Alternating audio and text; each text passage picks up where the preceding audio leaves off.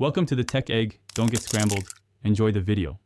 In this video, I will show how to use Thinkorswim Active Trader.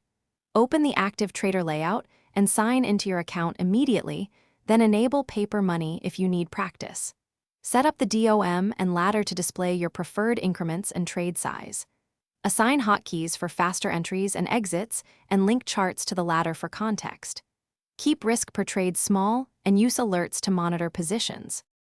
Use market, limit, and stop orders depending on your plan and speed. Set default order size and use OCO brackets to manage risk and profit targets automatically. Watch the time and sales feed and depth for momentum clues. Adjust ladder increments and scale orders to avoid slippage. Practice different order mixes in paper money, and analyze trade performance with the Thinkorswim scanner and Analyze tab. Customize hotkeys for quick entries, exits, and order cancellations to shave seconds off your execution. Use chart studies and drawing tools for confluence and align trades with trend and support.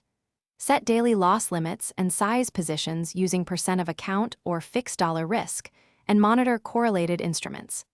Keep a trading journal in Thinkorswim or externally to review patterns and improve discipline.